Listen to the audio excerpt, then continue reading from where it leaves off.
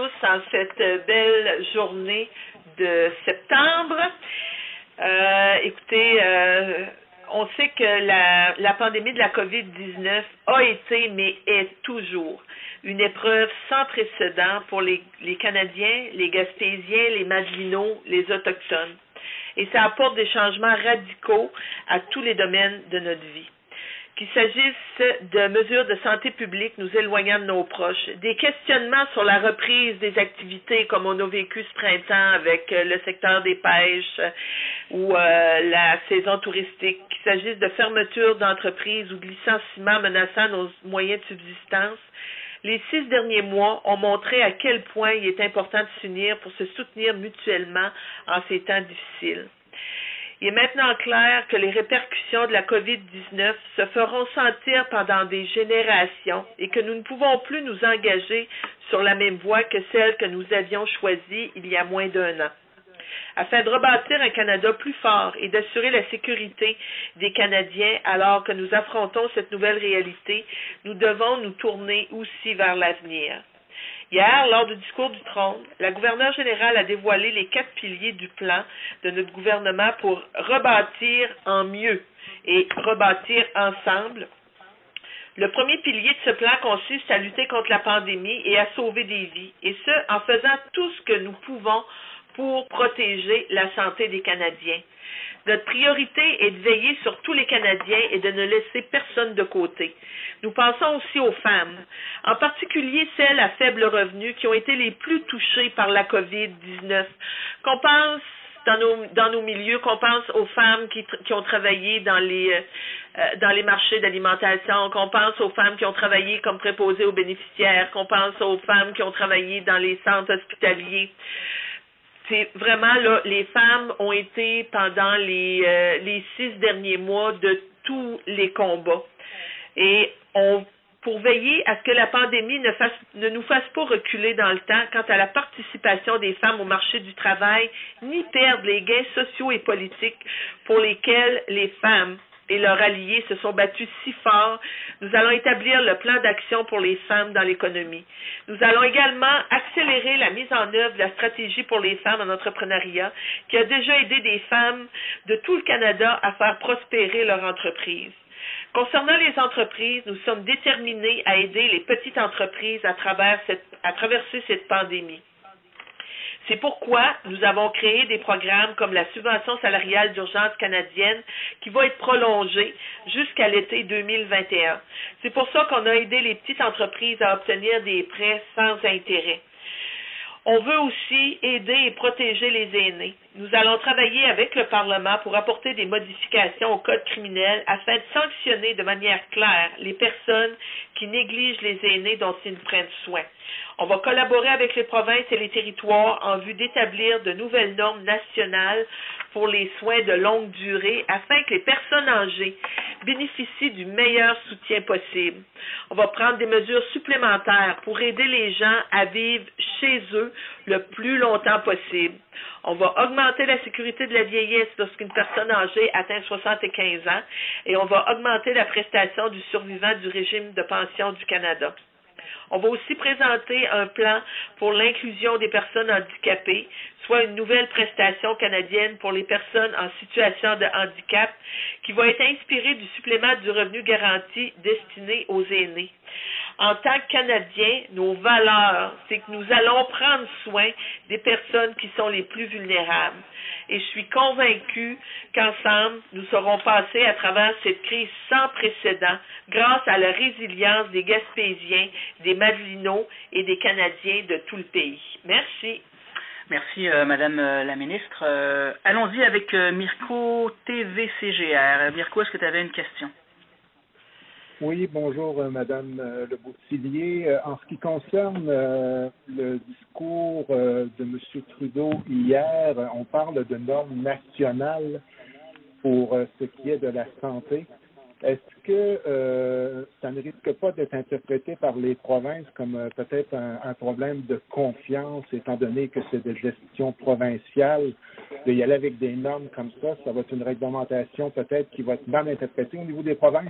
Écoutez, on a vu au niveau de la COVID, et ça a été là sur l'ensemble du territoire canadien, où on parle de protéger les aînés. Donc, on parle de modifier là, le code criminel pour faire en sorte qu'on ait des normes nationales sur les soins aux aînés. Donc, c'est un travail qui va se faire en collaboration. Nous savons que la santé, c'est de compétences provinciales, mais il y a aussi des secteurs où, au niveau du fédéral, pour avoir qu'un aîné soit dans un CHSLD au Québec, dans un CHSLD en Ontario, dans un CHSLD en Alberta ou dans les territoires dans les territoires qu'ils puissent avoir des normes qui soient les mêmes pour tous les aînés, peu importe où ils se trouvent. Les gens doivent être servis de façon équitable partout sur l'ensemble du Canada. Mirko, tu as une sous-question, vas-y. Oui, en ce qui concerne, peut-être une question supplémentaire, en ce qui concerne l'austérité, M. Trudeau précisait très bien là, que le temps n'était pas à l'austérité. Vous, Mme Leboutillier, en tant que ministre du Revenu national, est-ce que vous avez tout de même une inquiétude en ce qui concerne la gestion de la dette et est-ce qu'il y a un plan d'action à moyen et long terme là, pour faire face à tous les défis économiques que vont représenter l'ensemble de ces investissements là, au Canada? La réponse là, claire, là, c'est non. Parce que la meilleure chose à faire actuellement pour notre économie, c'est vraiment de soutenir les Canadiens pendant la crise sanitaire. Je peux vous dire que ça aurait été excessivement plus coûteux si nous n'étions pas intervenus, si nous n'avions pas supporté tous les Canadiens, que ce soit à travers la PCU, que ce soit à travers la subvention salariale, que ce soit à travers les argents qu'on a alloués au niveau des aînés, au niveau des personnes handicapées. Pour moi, là, il est clair, puis c'est aussi pour notre gouvernement, je pense pas là que les Canadiens ont à choisir là entre leur santé puis leur travail. Puis les Canadiens là devraient pas avoir à s'endetter quand le gouvernement peut être en mesure de les soutenir. Donc c'est ce qu'on va continuer de faire. On va continuer de soutenir les Canadiens. On va continuer de soutenir notre économie. Puis ce qu'on a fait, c'est pas des dépenses. Pour moi, c'est clair, ça a été des investissements dans la santé de notre population. Merci. Nelson Sergerie, CHNC de SPEC. Oui, au niveau de la guerre fédérale provinciale, les provinces réclament davantage d'argent. On sait que les coupures effectuées sous l'ère Chrétien-Martin avaient été importantes là, sur la participation d'Ottawa dans les soins de santé. Plutôt que d'édicter des normes nationales, est-ce que vous pourriez pas transférer l'argent, peut-être même sous condition, aux provinces pour qu'elles gèrent elles-mêmes leur façon, leurs outils de gestion, notamment dans la CHSLD? Écoutez, moi, ce que je peux vous dire, c'est qu'il y a de l'argent, qui a été alloué au niveau des provinces. Quand on regarde la semaine passée, le 19 milliards, dont plus de 3 milliards est allé au Québec. Donc, on continue d'être présent. On a été présent en envoyant les forces canadiennes dans les CHSLD actuellement, puis on a eu la Croix-Rouge et on a encore des gens de la Croix-Rouge qui sont dans les CHSLD. Et lorsqu'on investit aussi auprès de la population, quand on parle d'investir dans les soins à domicile, dans les soins à domicile, de pouvoir permettre aux personnes âgées de demeurer plus longtemps à leur domicile, c'est aussi des façons d'investir dans la santé, puis d'investir auprès des Canadiens. Et honnêtement, là, je peux vous dire, pour moi qui suis dans le milieu, qui est travaillé longtemps dans la santé, qui est connecté aussi avec les gens du milieu, notre monde, là, que ce soit là, fédéral ou provincial, eux, ce qu'ils veulent, là, c'est que les gens travaillent ensemble, puis notre monde, ce qu'ils veulent, c'est recevoir les services auxquels ils ont droit. Nelson, tu veux poursuivre? Oui, ben c'est ce que disent les provinces. Donnez-nous l'argent et on va gérer cet argent-là pour nos citoyens, alors qu'Ottawa est beaucoup plus loin de ce qui se passe sur le terrain, là. Écoutez, moi, je peux vous dire que chaque palier de gouvernement a un rôle à jouer. On va travailler de façon collégiale, un avec l'autre et dans le respect. Antonin Valiquette, CFIM. Oui, bonjour. J'aimerais savoir, après des mois, on a entendu hier dans le discours du trône un engagement d'Ottawa de s'impliquer dans le transport aérien régional. Pouvez-vous me détailler au juste, bon, sans me donner un plan d'action détaillé qui est sûrement pas encore prêt, mais quelles sont les grandes priorités qu'Ottawa veut, sur lesquelles Ottawa veut intervenir dans cette problématique-là, surtout depuis le retrait d'Air Canada dans les dessertes aériennes régionales au Québec particulièrement? Écoutez, moi, ce que je peux vous dire, pour avoir voyagé une semaine passée, là, je me suis rendue à Ottawa. Je suis revenue d'Ottawa en avion. C'est compliqué. C'est très compliqué au niveau du transport régional. Et je peux vous dire que peu importe, je suis passée par l'aéroport d'Ottawa, Montréal, Québec, pour atterrir à Gaspé. Et je peux vous dire que dans tous les aéroports, c'est catastrophique ce qui se passe actuellement au niveau du transport aérien. Il n'y a pas de monde dans les aéroports, il n'y a pas d'avions qui circulent. Je peux vous dire là que tout ce qui est transport aérien actuellement est en difficulté. Les aéroports sont en difficulté. Donc, l'idée qu'on a au niveau du gouvernement, c'est que les gens soient servis à la hauteur de leurs attentes. Pour moi, c'est un beau défi, c'est un grand défi. On est conscient, puis le premier ministre l'a dit hier, le transport aérien, oui, c'est pour le transport des gens, c'est pour le transport des marchandises, c'est pour le développement économique des régions, que ce soit au niveau de nos entreprises, au niveau du développement touristique. Donc, il y a un travail qui va se faire en concertation municipale, provinciale et fédérale. Tu peux poursuivre, Antonin, si tu veux. Okay, sur le même sujet, vous me dites ça, la situation est catastrophique et difficile dans les aéroports, particulièrement dans les régions. Vous me dites ça à la fin septembre. Ça fait depuis le début juillet que la SQM, l'UMQ, le gouvernement, le ministère des Transports du Québec le disent et interpelle Ottawa qui, jusqu'à présent, ne s'est jamais impliqué de façon... n'a jamais pris d'engagement là-dessus. Qu'est-ce qui vous fait dire au discours du trône, oui, on va faire quelque chose, mais sans encore nous expliquer au juste comment vous allez réguler ou financer, par exemple, une amélioration du service de transport aérien dans les régions? Écoutez, moi, ce que je peux vous dire, c'est que oui, puis vous avez raison de le mentionner. De toute façon, moi, j'ai parlé à plusieurs maires, plusieurs préfets là, sur l'ensemble des régions du Québec. Je peux vous dire aussi qu'au niveau du ministère des Transports, le ministre Garneau, il y a il y a plus de 75 millions là qui ont été alloués là pour de l'aide au transport. Pour les 6 premiers mois, il y a un autre je pense que c'est 170 millions, là, si je me trompe pas, là, qui continue, là, qui est sur la table. Il y a du travail qui continue de se faire avec le ministère des Transports. Puis je peux vous dire là qu'on je compte bien garder là un œil vigilant sur ce dossier-là et la preuve en est que ça a été bel et bien là, mentionné dans le discours du trône. Donc pour moi, ça montre l'importance que notre gouvernement accorde là, au transport aérien, puis le fait de s'impliquer là dans le transport au niveau régional. Alors voilà pour Antonin. Gilles Philibert, Radio Gaspésie.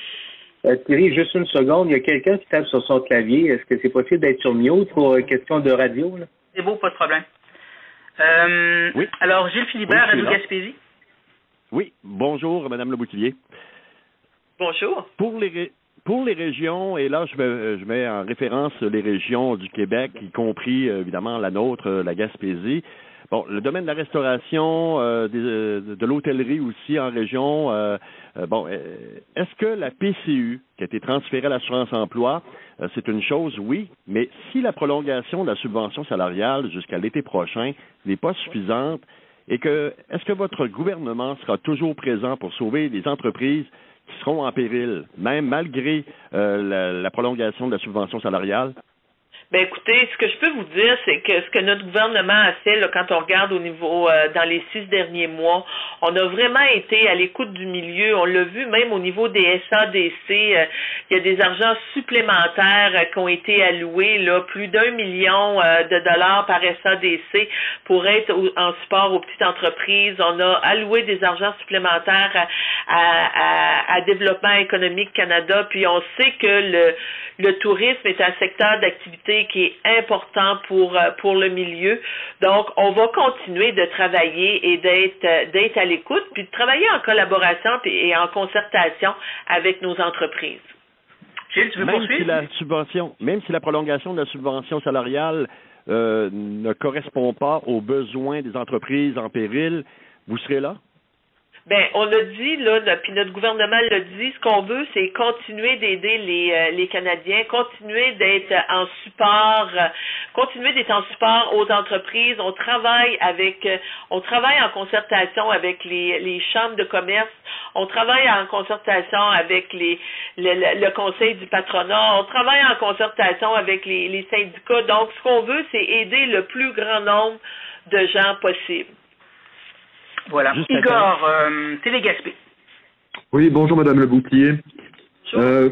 J'aimerais revenir justement sur la PCU et la subvention salariale pour les entreprises.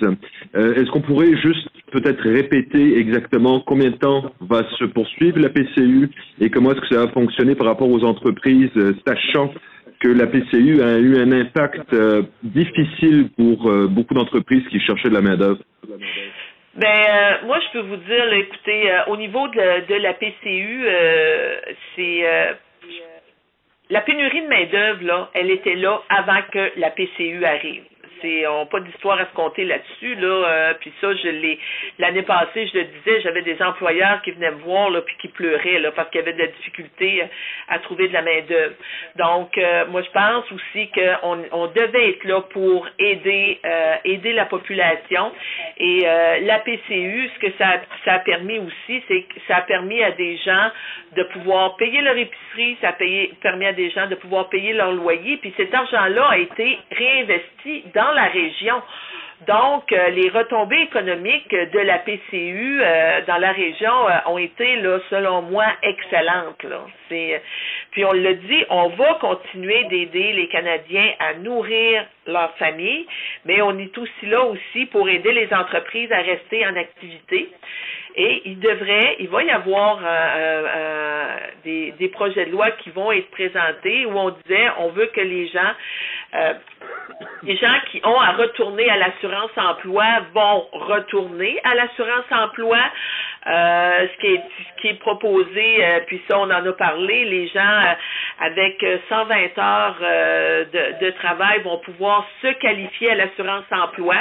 On sait qu'on a aussi des secteurs d'activité qui sont beaucoup plus touchés, comme dans les arts et la culture. Et on a des gens aussi qui vont devoir continuer de demeurer sur la PCU.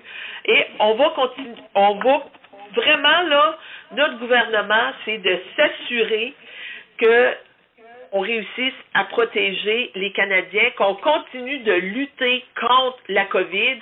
On est toujours dans la COVID. Les gens sur le territoire sont anxieux, les gens sont stressés. On a des gens qui sont très vulnérables actuellement. Puis, on va continuer de supporter la population, puis c'est ensemble qu'on va réussir à sortir de cette histoire de COVID-19-là. Tu veux poursuivre, Igor? Oui, excusez-moi, c'est juste que bon, il y a beaucoup de gens qui n'ont pas réussi à faire 120 heures de travail, qui ont été obligés de rester à la maison. Est-ce qu'on pense que avec l'assurance chômage, on va réussir à rejoindre justement ceux qui n'ont pas réussi à faire les dites 120 heures?